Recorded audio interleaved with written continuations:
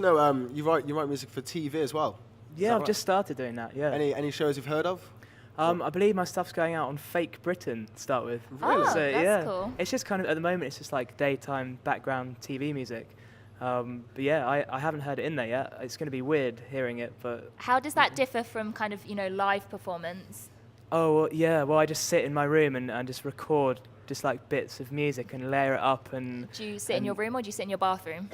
Oh no, yeah. This is bedroom I want to record in the shower at one point. That'd be like the shower session. Maybe get a gig going in there, see how many people you can cram into your bathroom. Yeah. You know what, that's the next big idea. We'll do the shower sessions after this. Yeah. It might be more cramped than this, but... Yeah, that'd be quite interesting. Maybe you could stream it. Yeah, see how it goes, Stream. Might be a tad weird. So we have also noticed your impressive hair. Does that take a long time to style? Does that require time and effort? No. No. It's a natural look. Shower again. That's coming up quite a few times. So your shower is an feel like we're important focusing thing on in this a bit too your much. career. No. Okay. Well, yeah, it's true. Well, showers are important things. Imagine if we didn't have showers, we'd all just be in a bath. But baths are cool. Anyway, moving on. Maybe get back to the music. Yeah, or the hair. Yeah, and the hair is just towel dried. And it varies in volume and stuff. I think being on tour, it doesn't look its best on tour. Take some notes. Yeah, these products. No, no, honestly, don't do anything.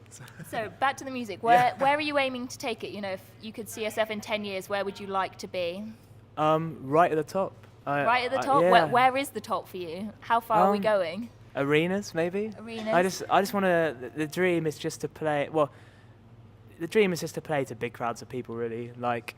Not really the money side of things and whatever, but just to be able to arrive at a venue and there's 2,000 people there for you, and then you play. That's where I want to be.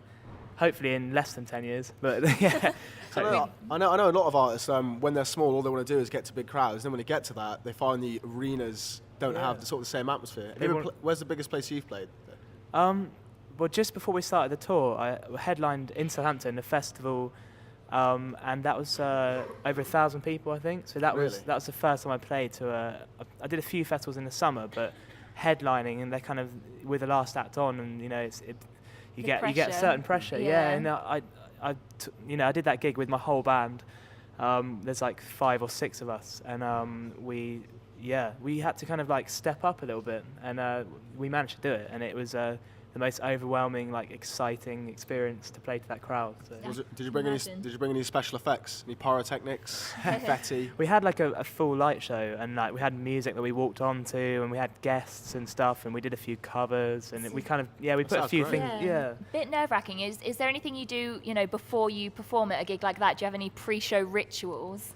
Not really. I get really tired before I play a gig. That's but then as soon as I walk on stage, you get the adrenaline and you wake up a bit and So no pre-show dance or anything? No, we did a bit of a band huddle before that one. Okay. But yeah, no. Hands in type thing. Yeah, pretty much. Yeah. Well, on the subject of performing, we know you actually once performed with Paul McCartney's son. Is that right? Yeah, that's right. Yeah. How on earth did that come about? Well, we got booked to play the show, just building up relationships with booking agents and stuff like that.